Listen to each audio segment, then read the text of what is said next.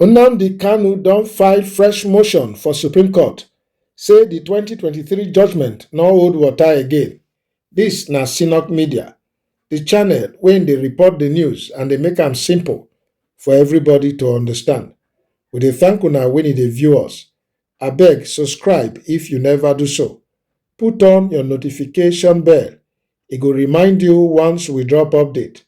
Like, comment and share our video. My people, welcome once again to CenokMedia, where we dey bring una the full gist, the truth behind every headline, and the drama wey dey shake inside Naija politics. Today matter no be small one o. E concern the leader of IPOB, Mazi Nnamdi Kanu, and this time e don carry new motion go Supreme Court again. According to Daily Post Nigeria, wey Cashman Nwankwo report on November 10, 2025, Kanu don file motion make the Supreme Court set aside the same judgment wey dem give on December 15, 2023. Na dat judgment bin tok say make Kanu own trial return back to the Federal High Court for continuation. But Kanu dey shout say hold on, dat judgment no get leg to stand. E say the judgment wey Supreme Court give dat time no suppose even exist for law because the thing dem base am on na statute wey don die since, law wey don expire for the book of law. In short, the man dey tok say Supreme Court sef make mistake per incuriam, meaning say dem deliver dat verdict without proper legal ground under the new Terrorism Act. Make we remind una small history. Back in October 2022, Court of Appeal free Nnamdi Kanu. Dem tok say government no follow due process wey dem carry am from Kenya come Nigeria. But the federal government no gree. Dem run go Supreme Court with case number SC/CR/1361/2022. By December 15, 2023, the Supreme Court come reverse dat appeal court freedom, say make Kanu go back to Federal High Court, make the terrorism trial continue. Now, almost 2 years later, Kanu don carry fresh paper go the same Supreme Court dey beg make dem set dat judgment aside. Inside the motion wey e file on November 6, 2025, e use section 6(a) of the Nigerian Constitution take stand. E appear by himself as respondent and applicant against the federal government wey be appellant and respondent. Among wetin e tok, e dey ask the court now say make Supreme Court extend time for am so that e fit apply for leave to review the 2023 judgment wey e call null and void. E tok say since dem detain am for DSS custody, e no get access to full case file or proper legal chance to review wetin Supreme Court tok dat time. According to am, na just recently, October 26, 2025, e finally get access to all the case documents by himself.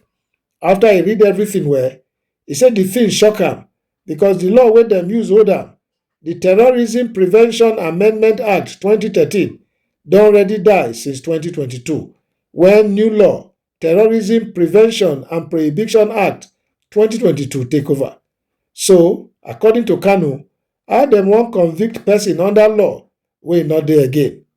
Inside im motion, Kanu write say upon meticulous examination of the record, I discover with judicial concern say the judgment of December 15, 2023 was predicated on statutes wey no exist again.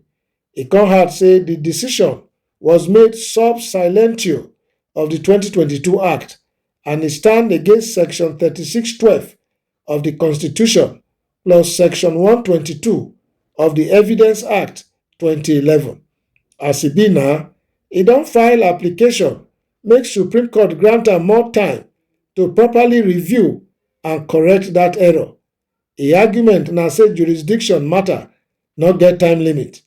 If court no get power to judge something, any judgment wey e come from there na zero for ground. E beg Supreme Court say make dem use equity and justice take correct the manifest nullity wey don happen. To support dis new move, im younger brother Prince Emmanuel Kanu also swear affidavit say since December 2023 judgment, Nnamdi Kanu don dey inside DSS detention wey no allow am get full access to lawyer or documents. Prince Emmanuel tok say na only around October 21, 2025, Nnamdi Kanu decide say e go take charge of im own case to make sure everything go straight dis time. E warn say if Supreme Court no allow dis motion for extra time, e go be like dem wan allow one big miscarriage of justice continue. Meanwhile, the Federal High Court for Abuja under Justice James Omotosho don already fix November 20, 2025 to deliver final judgment for the ongoing terrorism trial. But Kanu still dey insist say no court fit convict am under any non-existent law. E mean say as far as e dey concerned, the law wey dem use charge am no dey valid again because new act don replace am since 2022. Now, dis argument don divide plenty legal minds. Some say Kanu get point. You no fit judge person with expired law. Others dey argue say as at the time when e commit the alleged offence, the old law still dey alive, so government still fit prosecute am under that one. The big question now be which side Supreme Court go believe. Analysts dey watch closely because dis motion no be small paper matter. If Supreme Court agree with Kanu, e go scatter the whole foundation of the ongoing trial. E go also raise another war of judicial embarrassment for both the federal government and the DSS. But if Supreme Court reject am again, Kanu case fit drag go international court level because the man don already say im fundamental rights don dey violated several times. Even IPOB movement itself don react sharp sharp.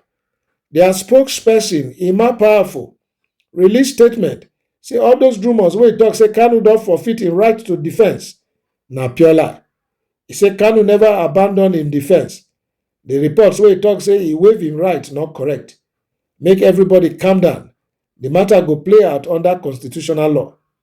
IPOB still maintain say dem stand with their leader fully. Dem tok say dem no go shake hand with injustice and dem still dey believe say rule of law go prevail. Dis latest motion from Kanu don bring back national attention again. E no just be about one man case. E don turn to symbol of how Nigerian justice system dey work. People dey ask, if Supreme Court go admit say dem make mistake before, wetin e mean for other judgments wey don pass? And if Kanu win dis round, e go change how future terrorism trials go dey handled for Nigeria. As we dey wait for November 20, when Justice Omotosho go drop final verdict for Abuja, ten sion dey rise, supporters dey mobilize, lawyers dey review precedent, and politicians dey calculate the ripple effect. The courtroom go full that day because whichever way the gavel fall, the judgment go echo far beyond DSS cell or courtroom wall. From the motion wey Kanu don file to the affidavit wey im brother swear to the strong response from IPOB, dis matter never near finish. The world dey watch, Nigeria dey watch, and for sure we go bring una the full update as e unfold for court next week. Na here we go pause dis episode of CenokMedia. If you like how we dey break down dis kind national matters, abeg subscribe, drop your comment, and make you share dis video make others sabi the real gist. Remember say justice no dey rush, but truth no dey die. CenokMedia go always bring am to light.